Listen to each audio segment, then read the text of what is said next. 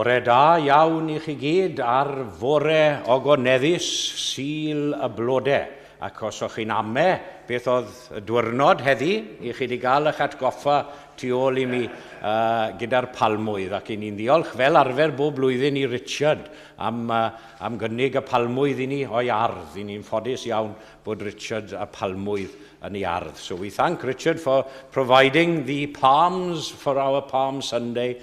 And a very warm welcome to you all, members, friends and visitors, on a very special Palm Sunday. Obviously we have communion, but we have the great pleasure and privilege and honor of receiving two new members into church membership this morning. Ac I ni'n croesawu yn arbennig Ciran ac Angarad ac yn edrych ymlaen yn eiddgar at I derbyn nhw yn aelodau gyflawn o'r eglwys hon.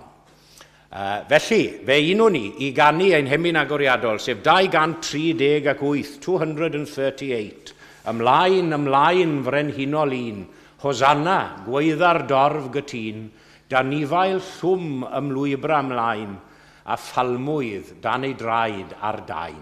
238.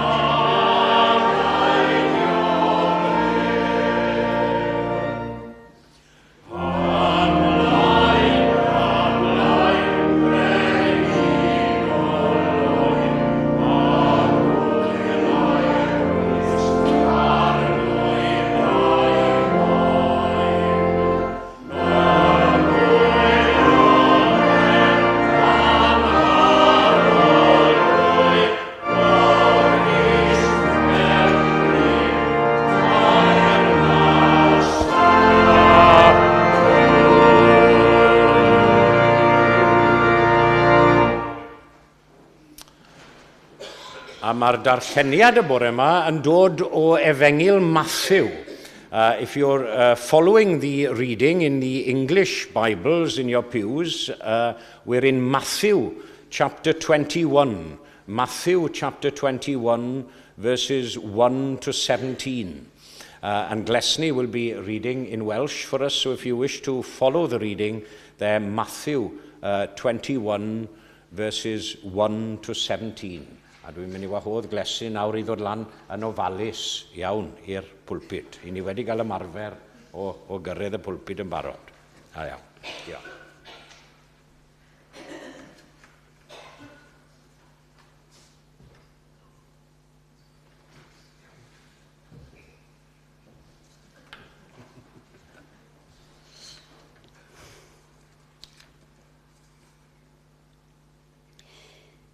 unfed bennod ar 20 o lyfr Mathew, adnodau 1 i 2 ar 15. Yr ymdaith fuddugoliaethus i mewn i Jerusalem. Pan ddaethant yn agos i Jerusalem, a chyrraedd Bethfage, a mynydd yr Olewydd, anfonodd Iesu 2 ddisgybl gan ddweud wrthynt, ewch i'r pentref sydd gyferbyn â chwi, ac yn syth fe gewch asen wedi ei rhwymo, ac ebol gyda hi.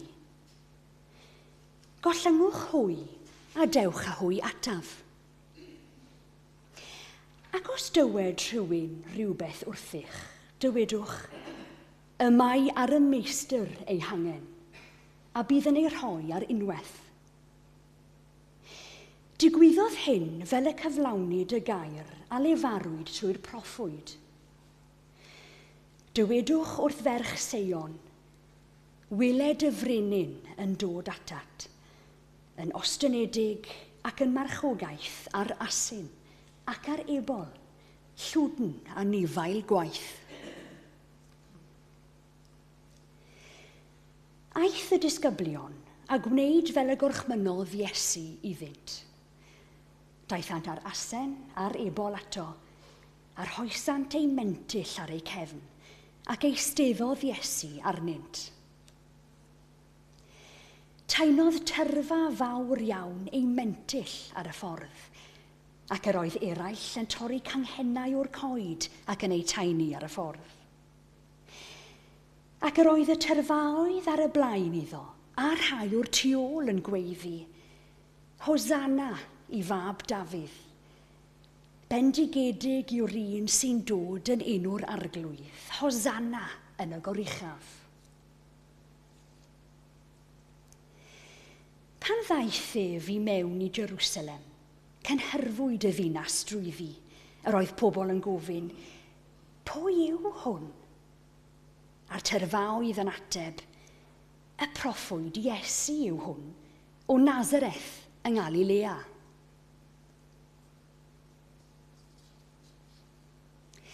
Glanhau'r deml. Aeth Iesu i mewn i'r deml, a bwriodd allan bawb oedd yn prynu ac yn gwerthu yn y deml. Taflodd i lawr fyrddau'r cyfnewidwyr arian a chadeiriau rhai oedd yn gwerthu colomenod. A dywedodd wrthynt, y mae'n ysgrifenedig. Gelwir fy nhi i yn digweddi, ond yr ydych chwi yn ei wneud yn ogof lladron.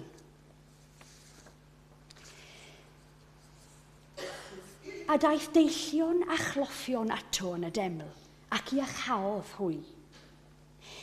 Ond pan welodd y prif offeiriaid a'r ysgrifenyddion yr rhyfeddodau a wnaeth, a'r plant yn gweiddi yn y deml, Hosanna i fab Dafydd. Aethant yn ddig, a dywedasant wrtho, a wyt yn clywed beth y mae rhain yn ei ddweud? Atebodd Iesu, ydwyf. Onid ydych erioed wedi darllen, o enau babanod a phlant signo y darperaist fawl i ti dy hun? Yna gadawodd Iesu hwy, ac aeth allan o'r ddinas i Fethania a threuliodd y nos yno.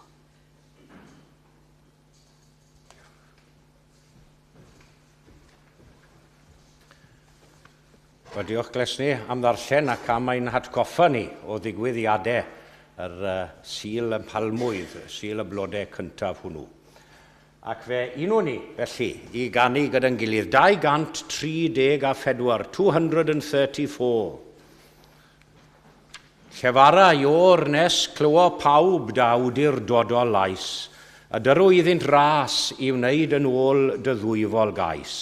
Gwna'n deiar oll fel eden gynt yn nefoedd fach i ni, a bydded tra bo'n ddeiar mwy yn sanctaidd deml i ti. 2, 3, 4.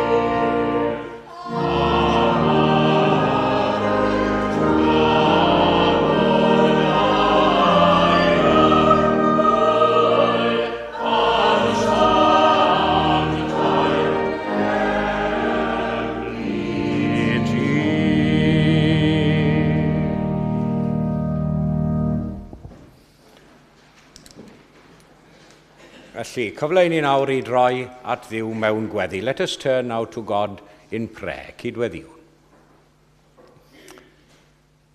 Duw a thad ein harglwydd Iesu ar fore fel hyn, fore Sul y blodau.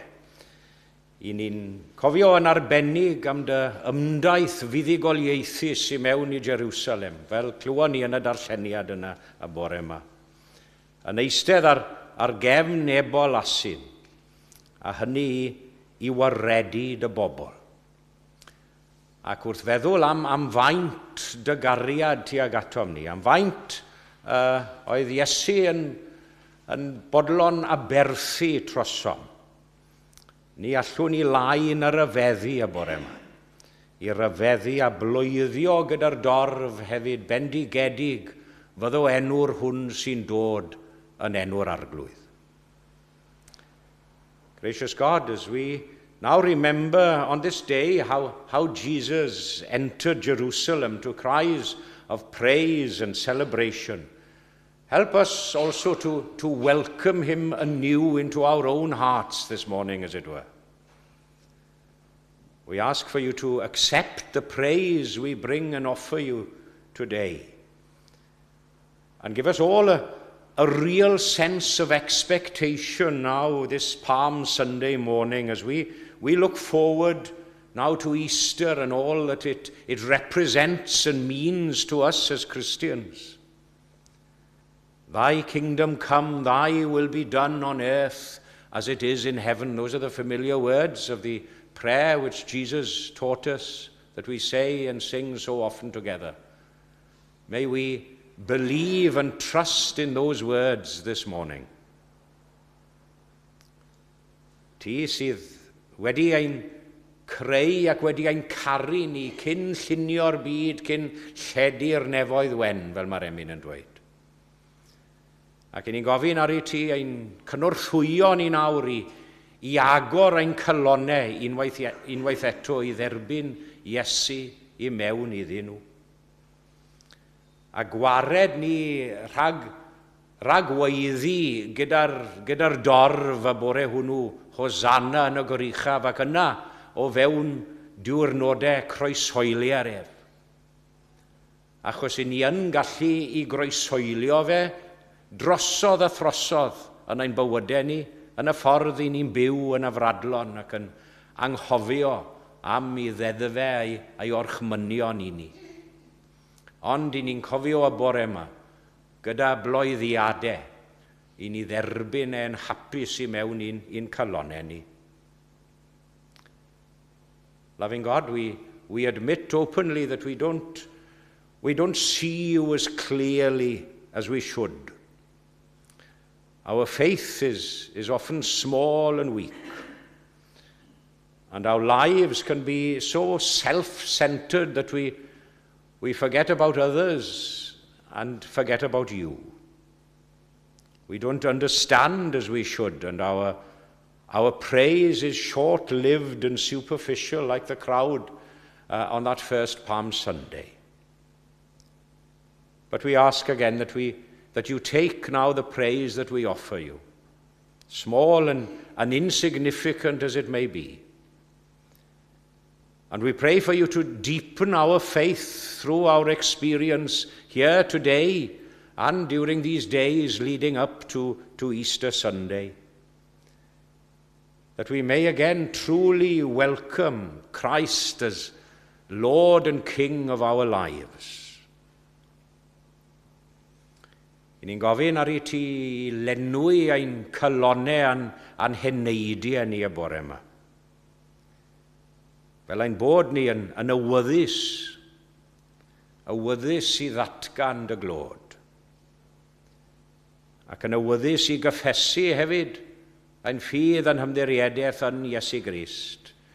I ni'n diolch i ti yn arbennig nawr am angharad y cura yn y bore yma, byddwn yn i derbyn nhw i fewn i aelodaeth yr eglwys hon.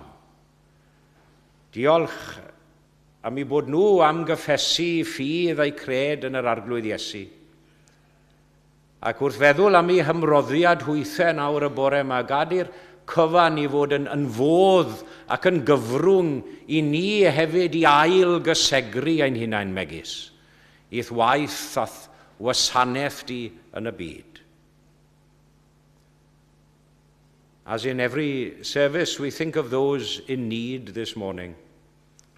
We think especially of our fellow members here at Eglwys Gymraeg Canol Llundain. We'll be mentioning a few in person around the communion table. But we think of them this morning, many who are experiencing ill health. Some are facing hospital treatments and have ongoing health concerns. And we think of them and we place them now before your throne of grace and mercy. Gad iddyn nhw I deimlo nawr ein bod ni yn meddwl amdanyn nhw y bore yma. Derbyn ein gweddiau cyhoeddus fel hyn, a derbyn hefyd y deisyfiadau cudd yna sydd yng nghalonau pob yr un ohonom ni. A dim ond ti sy'n gwybod maint ein hangen, ein dyheadau dyfnaf ni. Bydd gyda ni felly wedi maddau pob diffyg a bai a weli ynom. A mae'n bod yn gofyn y cyfan yn enw ar hwn y ddaeth, bore Sul y blodau cyntaf hwnnw, I achub a ryddhau I bobl o gaethiwed ofn a phechod. Iesu Grist y cyfiawn. Amen.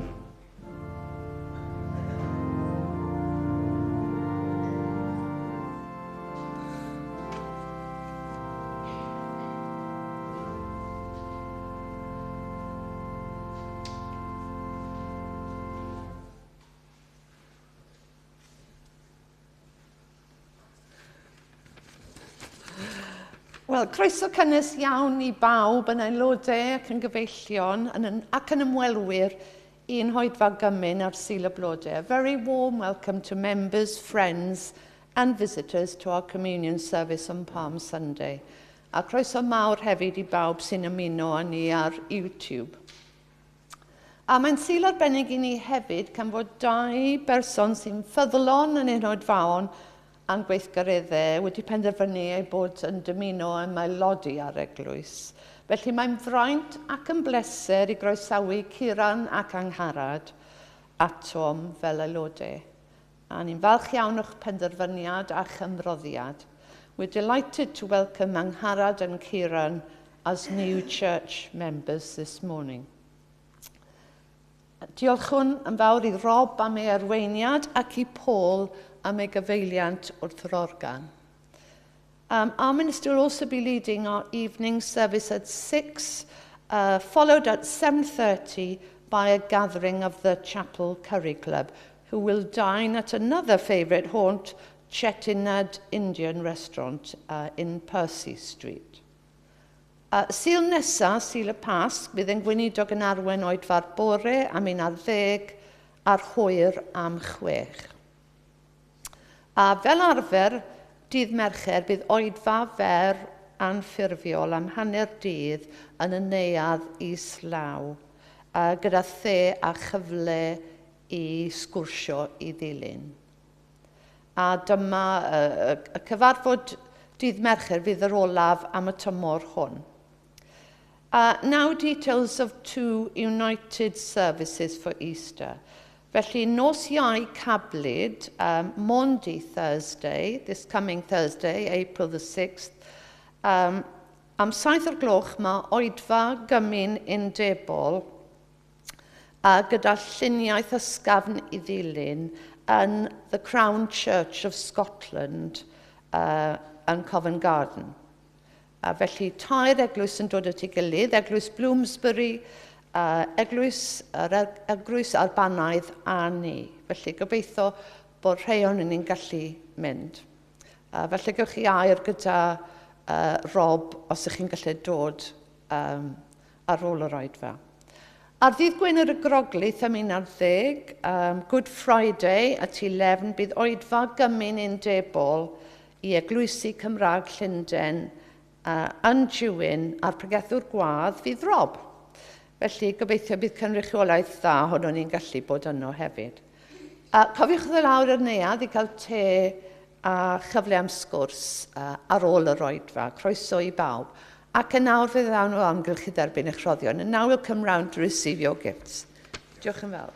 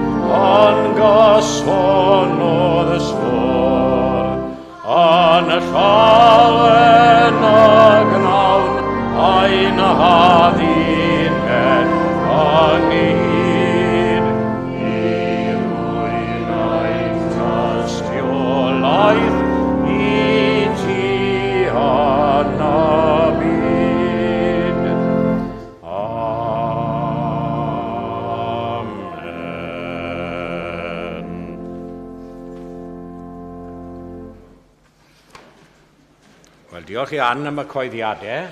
I was thinking we're very fortunate that at least 2 of the 3 people who've come to the pulpit this morning are slim enough to get up without any trouble. I won't tell you who the third one was who had a bit of trouble to get up, but there we are. Ond diolch I chi am hwnna. If I could as well, just to emphasise and to underline the 2 united service. We have a good name here at Eglwys Cymraeg, Canol Llundain, for supporting other chapels and the united services. So as I say, Thursday at 7 o'clock in the Crown Church. And as I mentioned on Sunday night, not that this is a reason to go to the service, of course. We go for the religious reasons, but it's worth going to see the chapel. It's a lovely, beautiful, beautiful building. So if you're available on Thursday evening at 7, and then again on Friday at Jewin at 11 o'clock. Felly, jyst I danlinelli'r rheini. Ac fe, un o'n ni nawr ten I ganu gyda'n gilydd 360, 360. One of my favourite Palm Sunday hymns and tunes. A geiriau gan Elfed, wrth gwrs, a meddwl am ei gysylltiad King's Cross, a Caradog Roberts, y Dôn Marian. Pwy sy'n dod I Salem dref? Iesu'n llywydd. Taenwn ar ei lwybrau ef gangau'r palmwydd. Rhoddwn iddo barch a chlod mewn hosanna. Atom ni mae heddiw'n dod. Halleluia. 360.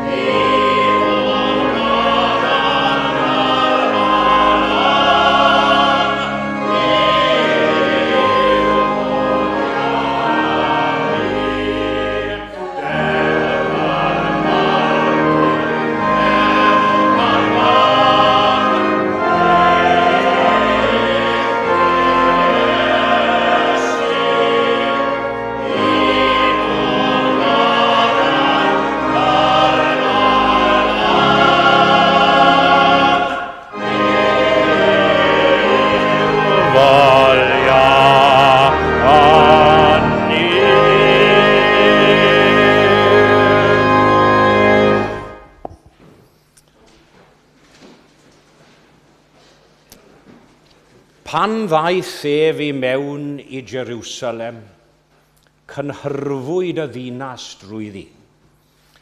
A roedd pobl yn gofyn, pwy yw hwn? And when he entered Jerusalem, the whole city was stirred up, saying, who is this? That's one of the verses that Glesney read to us at the beginning of the service. A chi mae lot o bethau wedi bod yn meddwl yn ddiweddar, mae lot o bethau yn gallu cynhyrfu dinas, ond os. Ac weithiau nid lles y ddinas chwaith. We hear of military coups, don't we, stirring up cities. There have been many over the years. I think one of the most famous, perhaps recently, was the one in Myanmar. Remember the old previous Burma back in 2021? And only this year we heard of one in Brazil, wasn't it? When the former president, Bolsonaro, I think there was a military coup there to overthrow the result of the election. A chi mod dwi ddim yn credu yn aml bod ni yn ddigon diolchgar, cofiwch, bod ni'n byw mewn gwlad mor heddychlon. Os mae yna broblemau wrth reswm, dwi ddim yn amau hynny, mae lot o broblemau mewn cymdeithas i ni mell o fod yn berffaith, ond i ni'n byw mewn sefyllfa o sefydlogrwydd arbennig yn gyffredinol, yndyn ni. There are some who will literally be waking up this morning not knowing which form of government or rulers they'll have by the end of the week. But as well as bad stirring ups, as it were, there are such things as good stirs in a city. Stirs for the better. Stirs which will help remove the consequences of stagnation. Yeah. And that's very bad for everyone, to be in a stagnated state. Ac ynglyn â'r cynnwrf yma, sonir amdano yn y darlleniad y testyn bore yma, dwi am holi'n gyntaf, beth achosodd y cynnwrf? That's my first question, my first heading for you this morning. What caused this stir?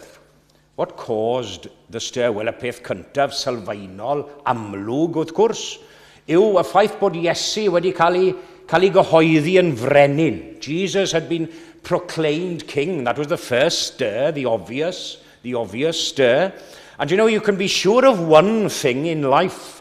Wherever Jesus is truly proclaimed as king, there's bound to be a stir. There's going to be a stir. Do you know, there'll be a stir even if it's a stir of opposition to all he stands for, towards him. There's bound to be some kind of reaction because Christ is never without influence wherever he's proclaimed. Sonia si cwpl o wythnosau nôl am fod yn halen y ddeiar, ynddo fe. A fel i ni, fel Cristnogion, fel unigolion, i ni fod i adael ein blas a'n dylanwad ni ar gymdeithas. Ac fel mae Iesu yn gadael i ôl ble bynnag mae'n cael ei ddyrchafu a'i dderbyn yn frenin. Ond mae mwy na hynny yn digwydd yma, achos roedd Iesu yno ei hunan, roedd yn bresennol yn y cwmni. Jesus was physically present. He's with us, of course, today in spirit, but he was physically present. It wasn't as if he was being proclaimed in his absence, as it were. Dwi wedi dweud o'r blaen yn defe, oni bai bod Iesu Grist yn cael ei osod yng nghanol holl weithgareddau eglwys, nid eglwys mohoni mewn gwirionedd. Na, gall fod yn glwb neu'n gymdeithas ddiwylliedig neu fan cyfleus i bobl i gyfarfod, ond nid eglwys mohoni yng ngwir ystyr y gair. Never let us, as a church here, forget the importance of placing Christ at the center of all our activities. Yeah, an ever-present guest in everything. Does dim ryfedd chwaith bod cynnwrf yn y ddinas gan fod holl ddisgyblion Iesu Grist yn bresennol y bore hwnnw. Ac yn llawn hwyl a bywyd hefyd, achos doedden nhw ddim bob amser llawn hwyl a bywyd. O'n nhw mond yn ddynol. The disciples were also there, and they were adding to the stir because they were on form, as it were. They were on form, they were full of life and energy, because they could be quite sleepy and sluggish at times. Yeah? And can't we all? Yn sicr ni'n gallu bod yn gysglyd weithiau, yn ein gwaith ni ac yn ein hymroddiad ni.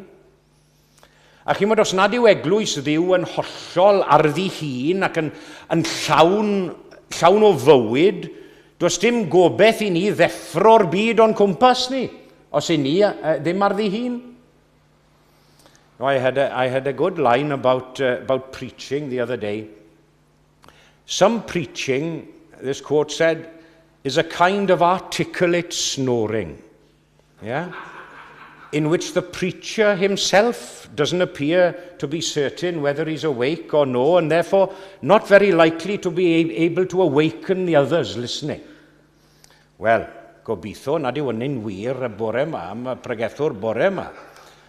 Ond nid yn unig roedd y disgyblion o'n nhw'n bresennol, o'n nhw'n llawn bywyd a hwyl, ond o'n nhw gyd yn ifydd hefyd i orchmynion Iesu, achos doedden nhw ddim yn ifydd bob amser. Ond nhw ddim yn dilyn ei ddysgeidiaeth a'i athrawiaeth bob amser. They did exactly what the master commanded. Again, they didn't always do that. A chimod, odych chi'n teimlo weithiau falle bod ein gwaith yn llafur ni yn yr eglwys mewn ofer? Ble mae'r canlyniadau falle? Ble mae'r cynnydd? I ni'n gweld dau yn ymuno, diolch i Dduw am hynny. Dau yn ymuno heddiw. Ble mae'r falle torfeidd o ddarfer bod yma?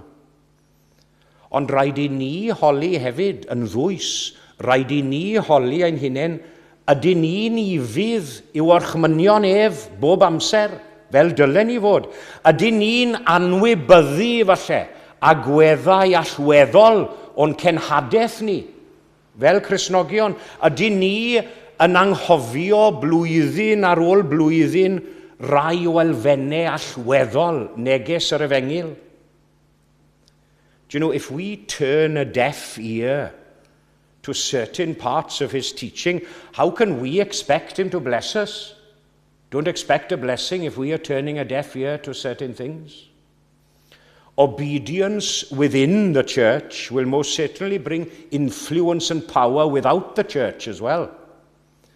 And God will surely send a stir when his people are in the right state of spirit and mind. Ac yn yr ail beth, the second point this morning, beth oedd y cwestiwn yna yn Jerusalem yn dilyn y cynnwrf? Second point, what was this question asked in Jerusalem in the wake of this stir? Who is this? And more to the point, how do we answer that question this morning? Who is this? Roedd yn amlwg bod y cynnwrf yma wedi lleoli o gwmpas person, achos oedd dim angen holi beth yw hwn, ond yn hytrach pwy yw hwn. Ac eto mae unrhyw bregethu gwersi halen rhaid sôn am berson Iesu Grist. The crowd asked, who is this? Because Christ's personality must come to the forefront in all preaching. And you know, some probably asked this question with an element of contempt. Who is this? And who is this? The son of a mere carpenter from the backwater of Nazareth. A ddichon dim da ddyfod o Nazareth. Chi'n cofio'r adnod na? Can anything good come out of Nazareth? Those were Nathaniel's words to Philip when he was asked to come and see Jesus for himself. Chi wedi gweld y raglen na, who do you think you are? Or who do they think they are? Yeah. Olrhain hanes teuluoedd pobl. A sawl gwaith i ni di holi falle am berson, wel, pwy mae'n meddwl yn y byd yw e? Neu hi? Pwy maen nhw'n meddwl i nhw? Ond wrth gwrs, roedd eraill yn holi'r cwestiwn a dod i'r pwyslais yn y man arall. Pwy yw hwn? Pwy yw hwn? Ynddo fe? Ond nhw'n gofyn mewn ysbryd hollol wahanol. Pwy yw hwn oedd y deillion yn Jerusalem yn holi? Pwy yw hwn? Hwn sy'n gallu adfer golwg. Roedd y cloffion yn holi. Pwy yw hwn? Hwn sy'n gallu peri'r gorthramedig gerdded yn rydd. If other people are being saved, why can't I? That was the question on some people's lips. Who is this? Who is this?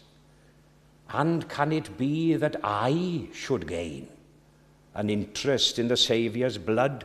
Died he for me, who caused his pain? For me, who him to death pursued?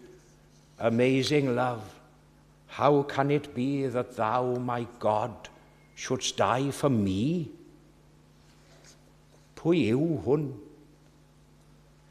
And briefly, before concluding, what became of this stir?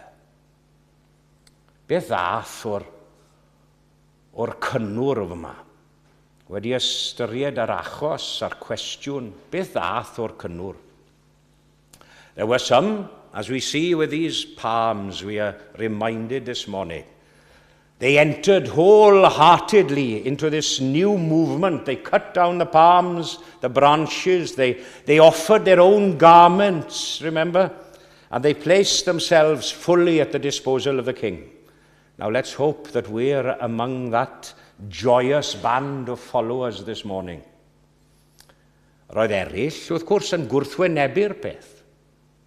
Y prif offeiriad ar ysgrifenyddion, bobl y synagog, bobl y cwrdd, bobl capel, y parchusion. Some aren't very happy, when their comfortable existence is disturbed by some kind of a stir-up, even within the church. Ac onid oes rai yn dal I ddweud heddiw y bore yma yng Nghymru, yma'n Llundain ac ym mob eglwys, wel, gallwn ni wneud heb yr oll gyffro yma, gallwn ni wneud heb unrhyw newid o fewn yr eglwys, I ni'n hapus I gario ymlaen yn dawel fach fel I ni. Heb gynnwrf, heb gyffro. Yes, we are quite happy to carry on in our own little quiet way. Don't disturb the equilibrium, our quiet, comfortable life. But there's one other thing I want to remind you and me of before we meet around the communion table this morning. Because within a few short days from the time when all that stir was made about Christ, there was quite a different kind of stir concerning him. Instead of the cries of Hosanna, Hosanna, we had the cruel, cruel cries of crucify him, crucify him. And that same crowd were as eager then as they were on this Palm Sunday. And we can crucify him, as I mentioned in the prayer, in all different kinds of ways in the way that we live as well. Ond gweddiwn y bore yma, wrth I ni dderbyn aelodau newydd nawr ar eu cyffes ffydd nhw, yn yr arglwydd Iesu, am nerth a chymorth I fod ymhlith y dyrfa flaenorol honno, yn hytrach na dyrfa'r groglith, ac I ganu gyda crwys yn ei emyn, roi mi nawr dyweld a byw, o cadw di pob meddwl drwg I ffwrdd, ac na foed un bradychwr wrth dyfwrdd. Gogoniant yw enw. Amen.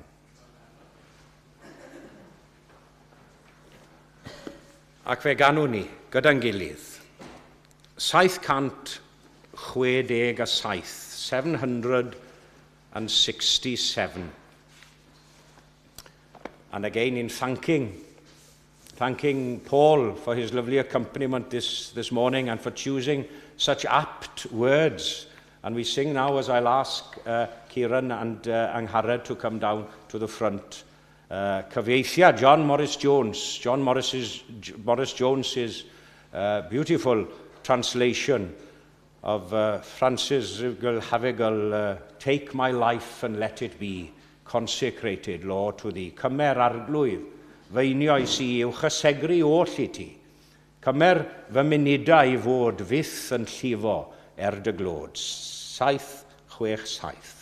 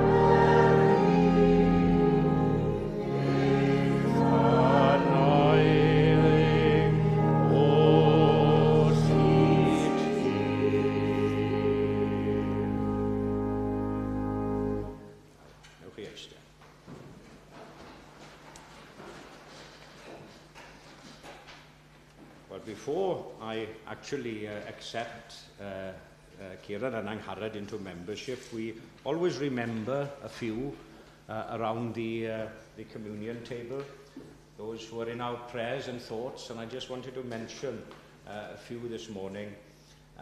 We heard Mary Wintle has been taken into hospital and having tests and what have you, but not too well at all, and we think of Anne, of Mary, and of Anne and the family. Gwen, the two Gwens, in fact, the two Gwen Rhys's, Gwen Rhys Enfield and Gwen Rhys Gower Street. As you know, Gwen Rhys Enfield had a fall a few weeks ago. She was hoping to be here yesterday and today, but they're going to keep the cast on. They are pleased with her progress, but they want to keep the cast on for another week or two, but they are pleased with how she's getting on. So we hope to see Gwen back with us. And Gwen Gower Street, Gwen Rhys Gower Street, will be going into hospital for heart surgery on Wednesday. And we think of her and Royden and Anwen and Aled and all the family. And Marian was just saying yesterday that William George isn't at all well. Very tired. Beth yw e, 96 neu 7? 97 falle. A wedi bod, wrth gwrs, yn iach ar hyd i fywyd ond yn ddiweddar. Wrth gwrs, henaint, ni ddaw I hunan, fel mae'n gweud, ond ni'n meddwl amdano fe yn ei wendid. Felly, wrth feddwl am rheini, we'll say together the cyfamod eglwysig, which is in the back of your books, hymn books, the church covenant. Gnawn yma gyfamod a'n gilydd trwy gymorth Duw I rodio yn ei ffyrdd, I arddel Iesu Grist yn arglwydd ac yn waredwr, I geisio arweiniad yr ysbryd glân, I ddarllen yr ysgrythurau, I fod yn ffyddlon o fewn ein gallu i'r addoliad cyhoeddus, I gario beichiau ein gilydd, I wneud ein gorau I rannu'r efengyl, ac I adlewyrchu cariad Crist yn y byd. Nawr ten, dwi am droi hwn fel bod pawb gobeithio yn gallu clywed beth sy'n mynd mlaen gyda ni y bore yma.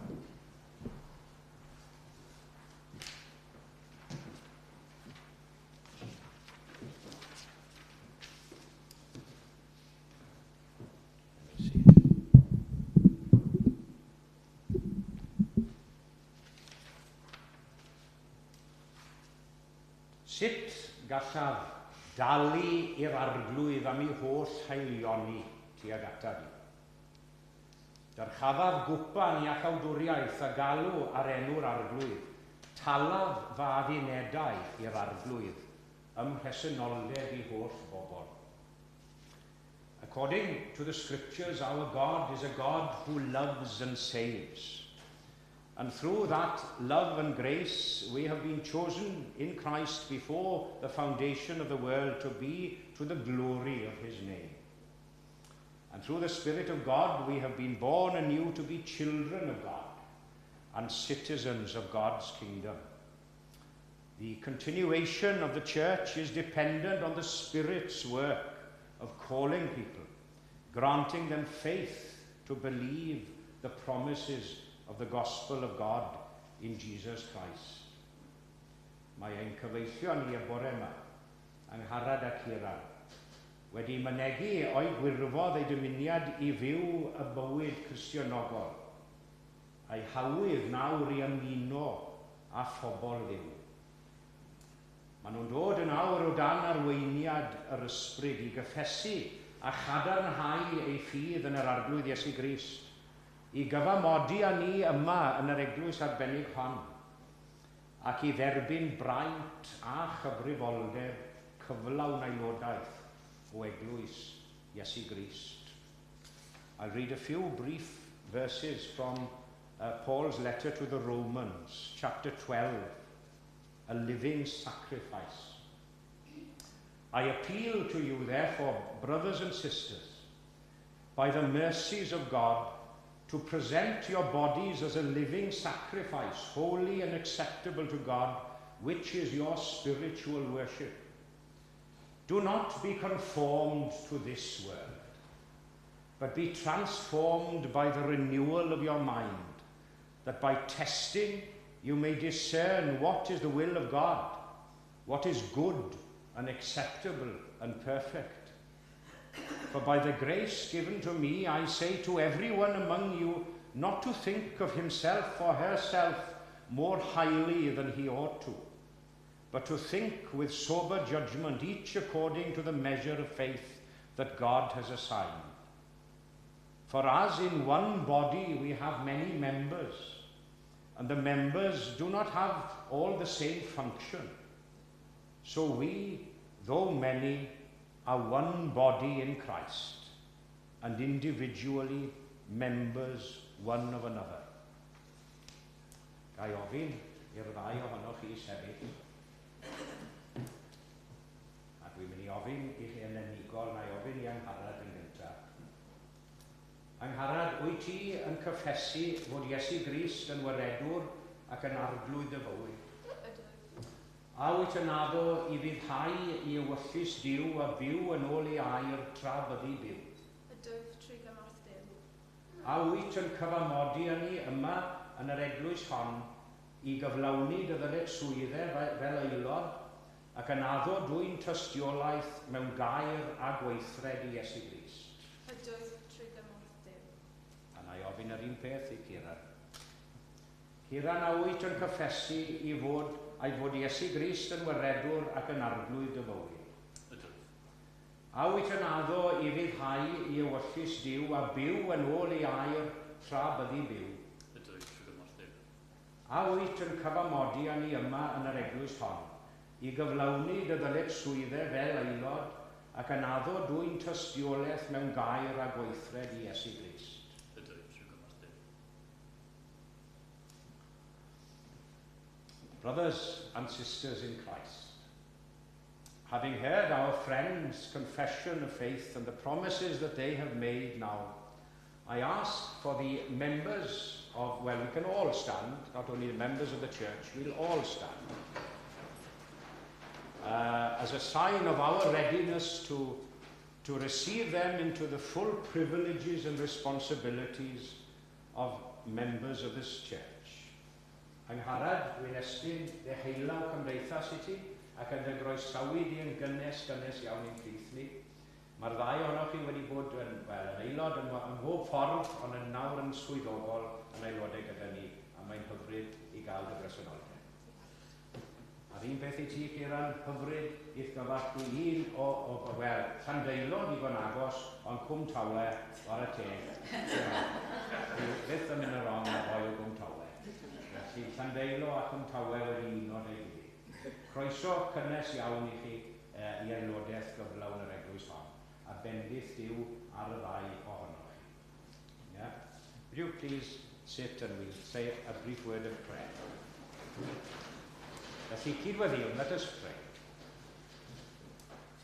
Lord God, our Heavenly Father, we join our voices now with the whole company of your church in heaven and on earth. We thank you for all your love and grace, and we thank you for your church and for your continuing care over her. I ni diolch i ti am alw unigolion i fuddod i'th orchmynion di, ac am feithrin had i'th eglwys di. Ac am hynny, i ni'n diolch i ti yn arbennig am bob dylanwad grasol a fi ar Angharad a Ciran, a dderbyniwyd yn awr i aelodaeth gyflawn o'r eglwys hon. I ni'n diolch i ti am bob magwraeth ac addysg a gyfrannodd at ei ffurfiant fel personau. I ni'n dyfoli di am y gwaith da a ddechreuais yn ei bywydau. A gweddiwn a bydd iddi'n dyfu yn bob peth i Grist. Roedd hi'n dras nawr i fod yn ffyddlon i'w haddunedau ac yn deyrngar i'r efengyl. And as we all now approach the communion table, we thank you for your faithfulness to us, and we confess our sins and ask for your forgiveness through the merit of Jesus Christ our Lord. Amen.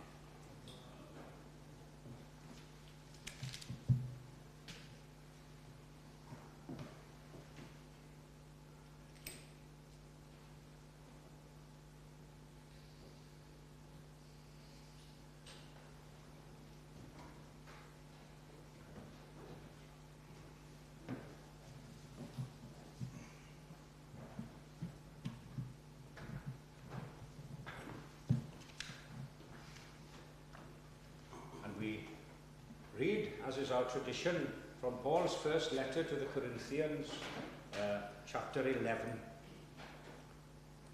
Canis ma fi a dderbyniais, oddi wrth yr arglwydd yr hyn hefyd a draddodais i chwi, bod i'r arglwydd Iesu yn os y brydychwyd ef gymryd bara, ac wedi iddo ddiolch ef a'i torodd ac a ddywedodd, cymerwch, bwytewch, hwn yw fy nghorff ar hwn a dorri'r trosoch, gnewch hyn coffa amdanaf.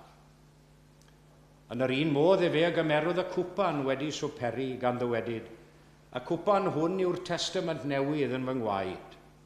Gnewch hyn cynifer gwaith bynnag yrfach coffa amdanaf. Canis cynifer gwaith bynnag a bwytaoch y bara hwn ac yrfach y cwpan hwn, a dangoswch farwolaeth yr arglwydd on I ddelo. Gawn ni droi at Dduw nawr mewn gweddi. Let us turn once more to God in prayer.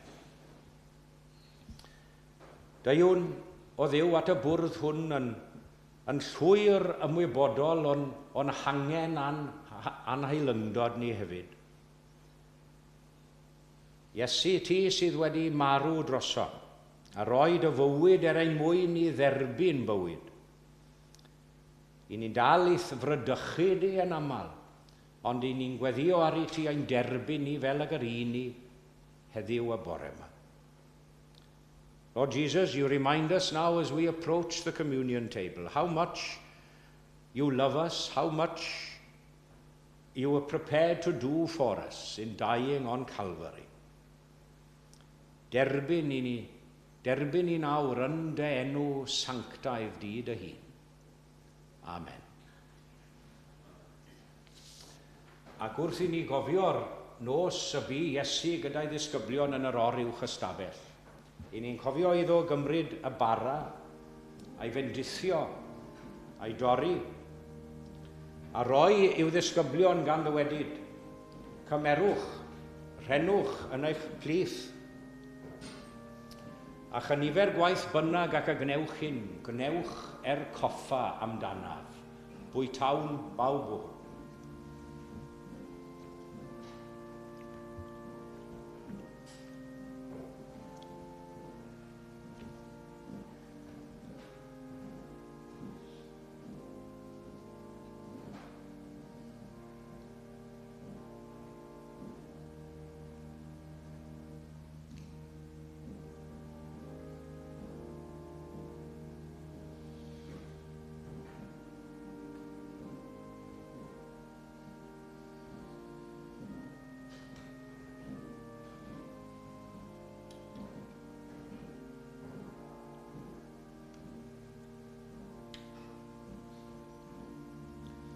Cofiwn hefyd iddo gymryd y cwpan wedi soperi, a'i estyn i'w ddisgyblion gan ddywedyd, a cwpan hwn yw'r cyfamod newydd yn fy ngwaed i.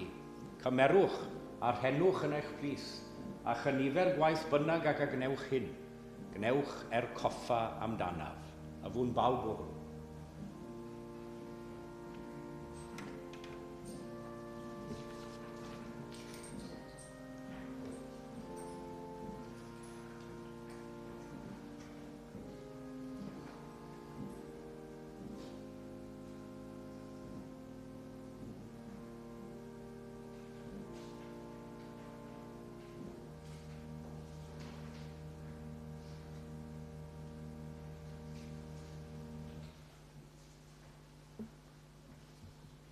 Gweddiwn, let us pray.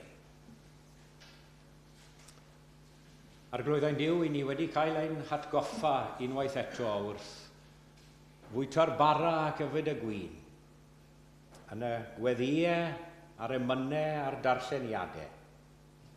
I ni wedi cael ein hatgoffa am gyment i ni yn dy ddyled i, swm ein dyled fawr a dalodd, ac fe groesodd lyfrau'r ne. Help us now, O Lord, having received so much from your hand, that we go and give, of having these symbols of your sacrifice for us. Help us to give back now in service and in gratitude. Unafynwn ynghyd am y ddeiant ein hamal troseddaeth erbyn di ac yn erbyn ein gilydd. Yn enw Iesu ei hun. Amen.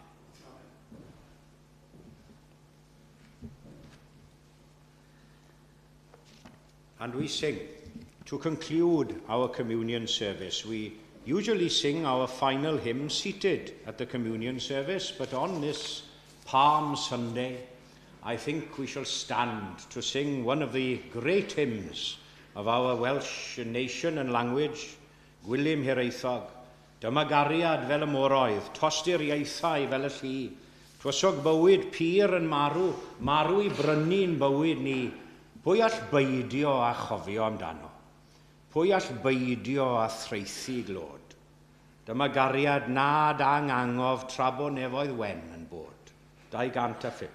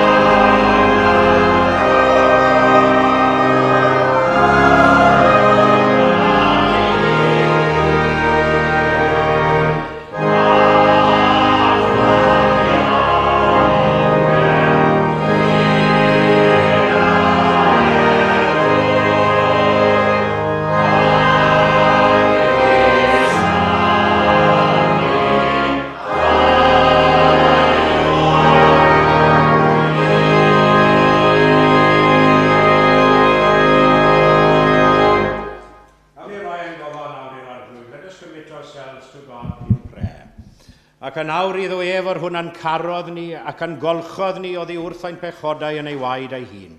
Ac yn gwnaeth i ni yn frenhinoedd ac yn offeiriaid i ddiw i dad ef. Iddo ef a bod o'r gogoniant a gallu, a'r anrhydedd a'r mawl, yn awr ac yn oes oesoedd.